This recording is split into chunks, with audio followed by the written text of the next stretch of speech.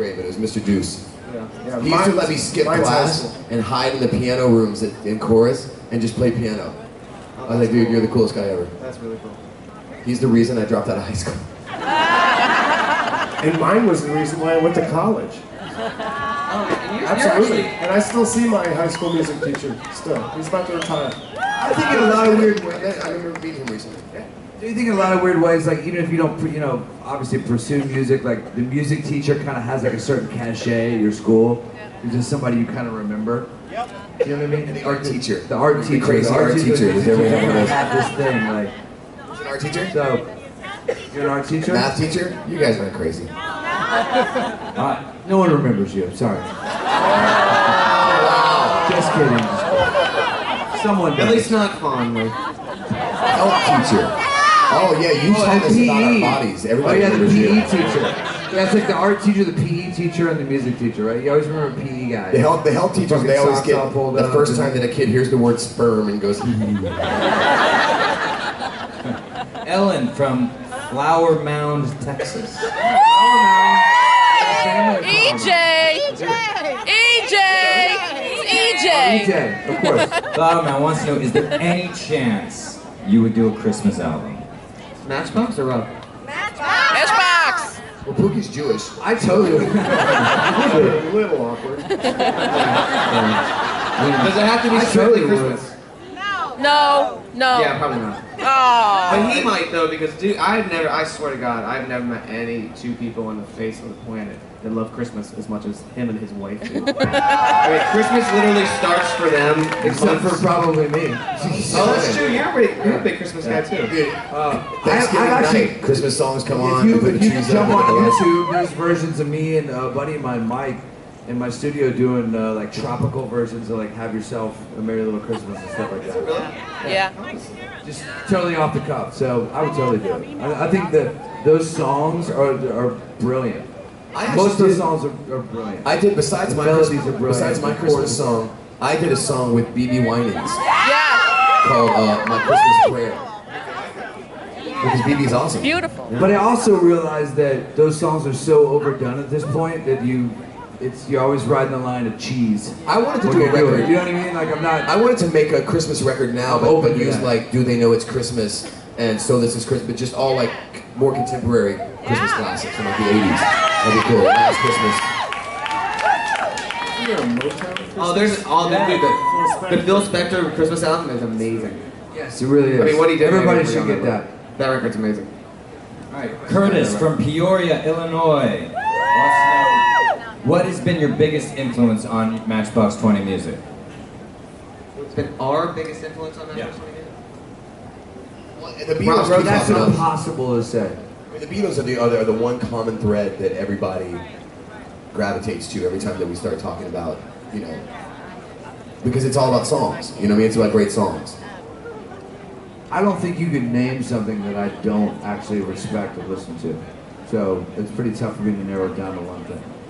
Yeah, same deal. To me, like we have this conversation a lot about like when we're making albums that our records, Paul and I particularly, that our records can sometimes be disjointed in the sense that from song to song we kind of hop around a lot of different genres, and regardless of what the way the song's written, like the arrangements kind of dabble in a little bit of this and like something else, another flavor kind of pops in, and I like that. I think that's what kind of keeps it interesting for me. Like I wouldn't sit at home and just listen to one thing. That's why I don't listen to Pandora and all that kind of shit, because I don't want something to feed me what it thinks that I want to listen to all the time. I want to be the one to go.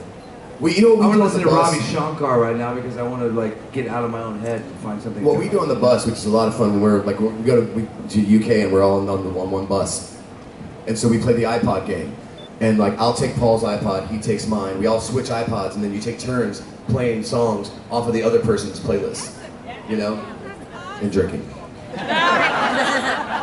Lots of drinking. All right, Amanda from Pittsburgh, Pennsylvania. Hey, my hometown. Wants to know. Hey, really quick, little piece of trivia. Have you guys seen the movie Kingpin? Oh, this is awesome. Do you remember that shitty little house that he lived in the beginning of the movie when he had to? That was Paul's house. That was Actual my house. literally, no, it's an apartment. It was literally my very first apartment. It was what they used. I mean, what you saw is what it was like. But yeah, it's my actual first apartment. It was Wow. Amanda, she wants to know, what most inspires you to write new songs? wanting to write a better one. Life. There's never, I mean, sometimes I read a book and there's something in it that inspires me. And sometimes you see a film or sometimes you hear another song that makes you think, that's so good, I gotta go write something that makes me feel good, you know. And when you write, it's funny because there's something about that moment that you create a song and you feel in that moment like the most creative person on the face of the earth. You know what I mean? You're like, oh, this is, and then as soon as it's done, I feel like a hack. And I feel like everything I do is shit. And then until I write something else, and I'm like, oh, I'm writing again, you know? And there's that feeling too, like when we get, like, if you listen to a song and you're just like, the way this, you know, a song that you love can affect you, like, I know for us, like when we hear that song, we're like, I want to be able to do that so bad. So you just go and that sort of inspires you to go like, I'm going to sit at the piano and see if I can come up with something like that. And you almost never do because that would never, actually you never do because that'll never be that to us. You know what I mean? Like how a song, how a Harry Nilsson song makes me feel. I'm never going to write a song that makes me feel like that. Well, think about it, like, it's kind of interesting, you know, like when we all say that a song gets stuck in our head, right? And you're in the middle of the night, you're laying in your bed. There's something kind of fascinating about that. Like, if something appears in your head, you're actually visualizing, you're hearing something that actually doesn't exist in that moment. Your brain is reconstructing something. So I think as writers, that happens to us. Like sometimes something appears in our brain and we're hearing it and then we realize, oh, that's actually not something that I've heard before. It's something that I need to get out, I need to record. If you really think about it, it's kind of fascinating because it's like our brain has the ability to sort of create something that isn't actually existing in the moment. It sort of like copies it and then later on decides to just pop up again. I get that feeling every now and then after all these years because I'll have like a piece of music that's in my head and I'm like, oh, that sounds really cool. I want to write something like that, and then I'll be like, oh, that's our song. It's like, oh, that's from Mad Season, I forgot, you know. Alright guys, I think this has been great, and this is our last question of the night. I've run out of cards, I haven't run out of time. Guys, we want to say thank you so much. Randall is one of our very dear friends for many, many years, and he's helped us out on this so much. I don't do this. This isn't his gig. Says Joanne from Niagara Falls, Canada. Oh, that's right near me. There she is. She wants to know, what is on your guys' bucket list? Unfulfilled. Unbucketed. I'm going to say something very shallow.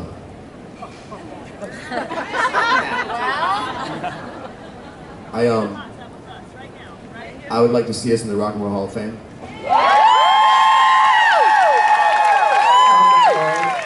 I'd like to see us get a Grammy.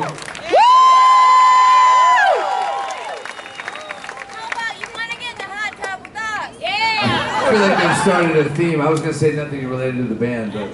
I wanted to be on a boat, and now Some are saying I'd like to see us do the cover of Rolling Stone. It kind of pisses me off. Woo! Right.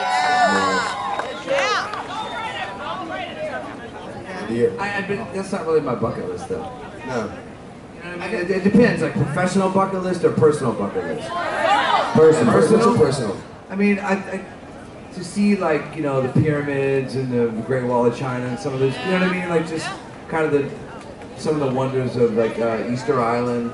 Right. Some of the, you know what I mean? Like some of those things I have not actually been to physically see. I feel like I would kind of like. I remember we saw Stonehenge, and we literally, it was like we were all so excited we're gonna go see Stonehenge, but we'd been up drinking all night because we were driving through, you know, and the bus just kind of pulled over, and it was like 4 in the morning, and they're like, hey, we're here, and I opened up, I looked out the window, I was like, all right, there it is, I'm good, let's go. I know. I remember the moment. I remember the moment very well.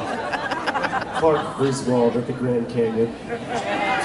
You know, I mean, but our lives get so, you know, we get so busy, and sometimes we realize that there's like these voids that are kind of there. Like we spend so much time, like I have a lot, we have a lot, but some of those things are important. You know, like being able to see some things that are so ancient on this planet. That Bangkok trip, man, that was one of the most beautiful moments of my life, doing the canals in Bangkok. That was awesome. Going to play Rock in Rio, that was one of those things that was just amazing. Paul and I kind of janked it in the hotel and were sick or something. I don't know. We didn't.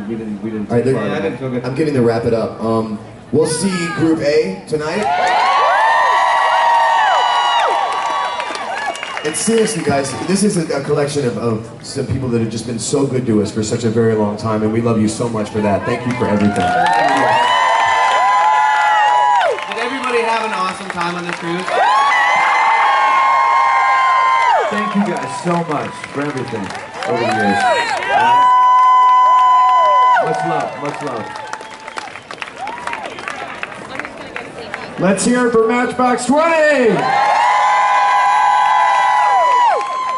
One last person that we called earlier, Leslie Garrod. Leslie Garrod, let's hear it for her one more time. Leslie, come backstage right now, please. Thank you.